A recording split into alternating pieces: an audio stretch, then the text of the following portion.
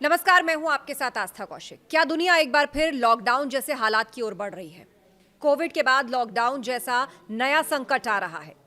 आखिर कैसी है दुनिया की तैयारी? उड़ानें कम हो रही हैं, फ्यूल राशनिंग शुरू है और सरकारें सख्त कदम उठा रही हैं। क्या कोविड के बाद अब दुनिया फिर से पाबंदियों के दौर में जाने वाली है? दुनिया एक बार फिर ऐसे दौर की ओर बढ़ती दिख रही है जहां आम लोगों की जिंदगी पर बड़े पैमाने पर नियंत्रण देखने को मिल सकता है। और फर्क सिर्फ इतना है कि इस बार वजह कोई महामारी नहीं बल्कि दुनिया में बढ़ता एनर्जी क्राइसिस है।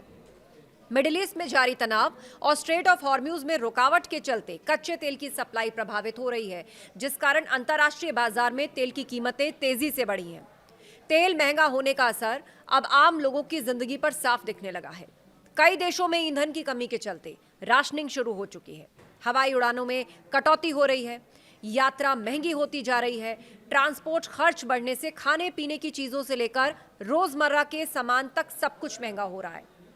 इस बीच इंटरनेशनल एनर्जी एजेंसी ने ऊर्जा संकट से निपटने के लिए एक 10 पॉइंट प्लान जारी किया है, जिसमें गाड़ियों के उपयोग को सीमित करना, घर से काम करने, सड़कों पर स्पीड लिमिट कम करना, हवाई यात्रा में कटौती, वर्क फ्रॉम होम को बढ़ावा देना, गैस के बजाय इलेक्ट्रिक उपकरणों का इस्तेमाल जैसे सुझाव शामिल हैं।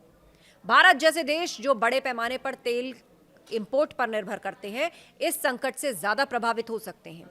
अगर कीमतें और बढ़ती हैं तो इसका असर महंगाई, ट्रांसपोर्ट और रोजमर्रा की जिंदगी पर साफ दिखेगा। पाकिस्तान जैसे देश पहले ही आर्थिक संकट से जूझ रहे हैं। ऐसे में ऊर्जा संकट उनकी स्थिति को और कठिन बना सकता है।